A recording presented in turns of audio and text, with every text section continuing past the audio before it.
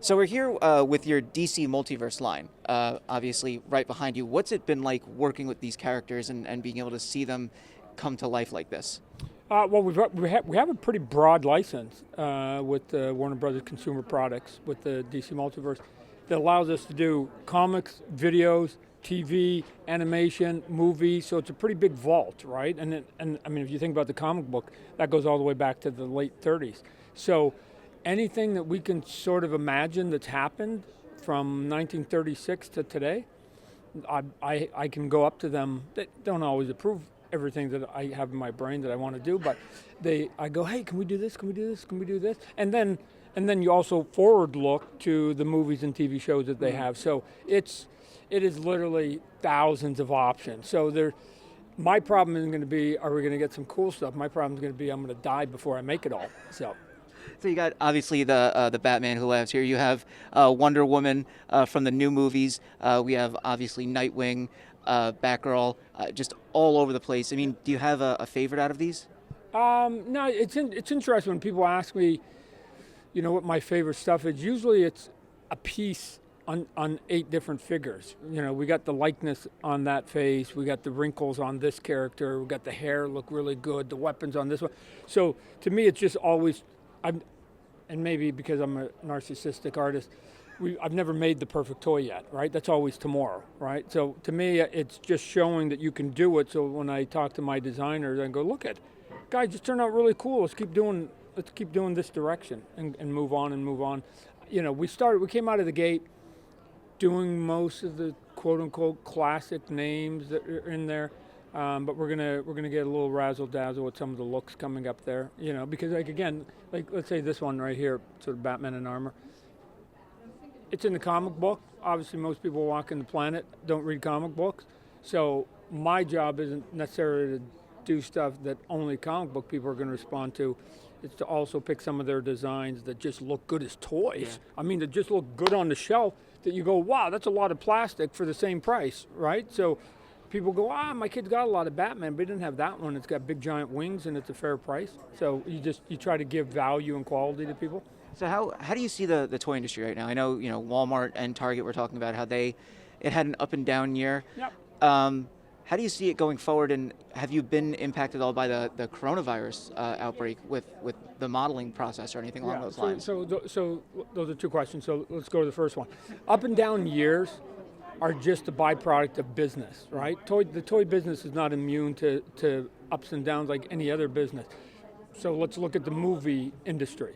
There are some years where you go, what? Those are the movies of the year? When you're watching the Academy Awards, you go, that's, and then there's other years where you go, wow, there are 5 out of those 6 nominations that could win it, right? And so you're at the mercy, basically, of the people who are creating products. So if there's not a lot of innovation or new or something that inspires the kids, you still have to have your stores open, you still have to have your shelves, and people still have to shop. It's just people didn't get overly excited maybe over the course of 365, and then all of a sudden something pops.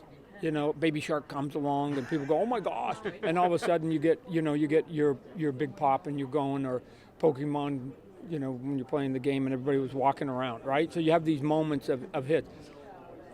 As for the coronavirus, we're going to be impacted, I think, as much as anybody else. And so if it's a little impact across their country, we're going to get, that much.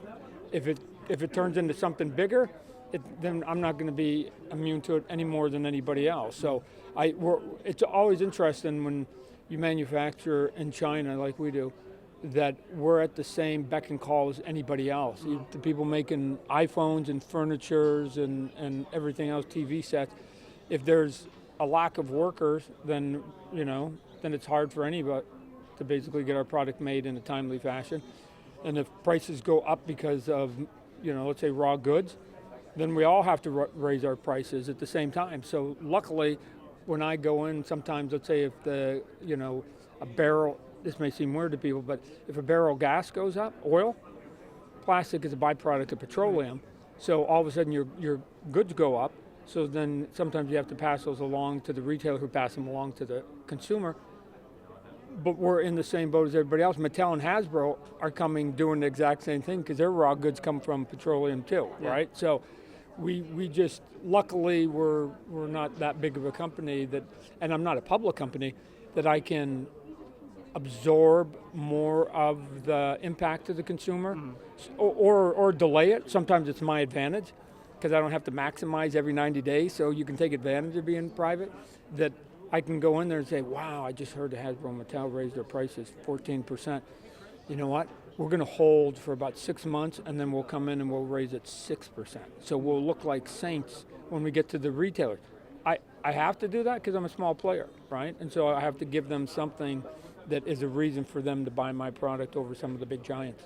But McFarlane Toys was known, when you guys originally started, for coming out with these super detailed, intricate models, right?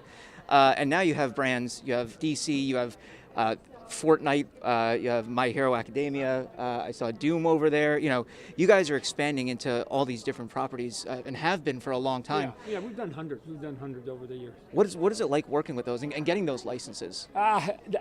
Here's what I try and tell my workers at the office. Each license is its own baby. Like, you're about to give birth to this baby. And the reason I use that metaphor is because every baby has their own personality. So over the 25 plus years I've been doing this, and I've done hundreds and hundreds with big giant companies and little tiny ones, that I've had some amazing experiences that just go, that are flawless, that just sit there and rally and support you. And then there's others that are like getting a root canal, right? And you just do it, right? Because at the end of the day, there's still the client. The client's always right. So what you can't do is compare the last license to the new one you're about to do, because it may drive you crazy, because the next one is either going to be better or worse in terms of your relationship and your creativity than the one before. But it's funny because sometimes some of the young guys go, Todd, you've been doing this for like over 20, like how do you do it, right? And for me, it's just, I assume that the business is very imperfect, not only in the way you manufacture, because you're making hundreds of thousands of units of the same thing, and a lot of them sometimes are done by hand. So you go, okay, you're going to have human error in it in terms of the paint job isn't going to be exactly the same. And then you're dealing with, people at big companies, and every one of those has a personality. So I assume I never have a perfect day, and I've never been disappointed once in my life. So we're good. Is there anything, I see we got Keanu over here from the upcoming Cyberpunk game. That's going to be big. Yeah. Is there anything that you haven't been able to do yet that you would want to do? Oh shoot, there's lots of things. But we got one piece of it, right? But the three that had eluded me and have eluded me were DC, Marvel, and Star Wars, right? Because sometimes I walk around this toy fair. We're here at the toy fair, right? And I go, am I the only guy on the planet that hasn't done a Star Wars or a Marvel item? I mean, I see every iteration of their license someplace. Sometimes it literally takes 8-10 years before you ask them, before they finally say uncle, and they'll give you a little sliver or something. Yeah.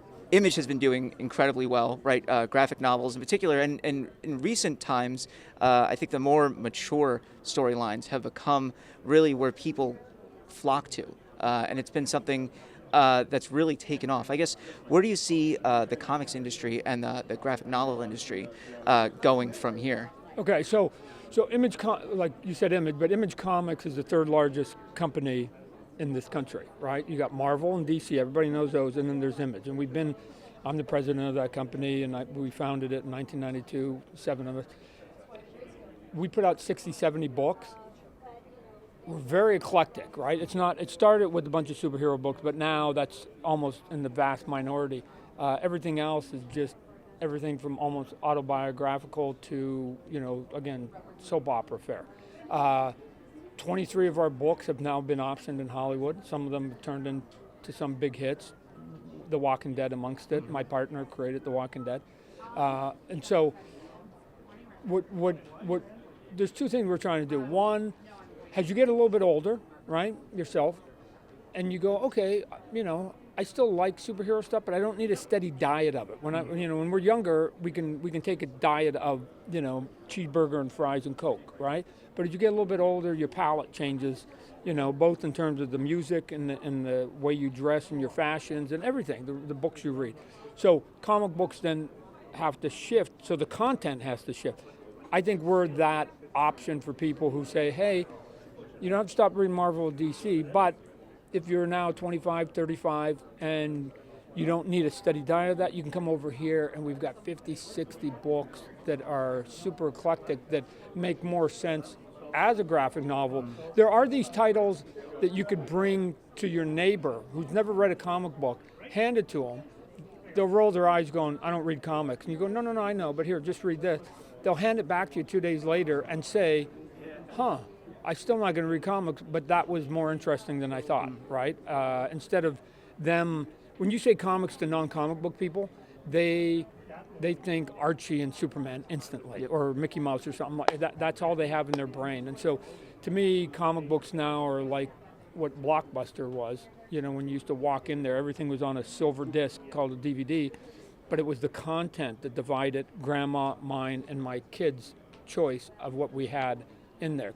And that's where we're at with the comic books. So. All right. Todd McFarlane, thank you so much. Sure. I appreciate it. Sure.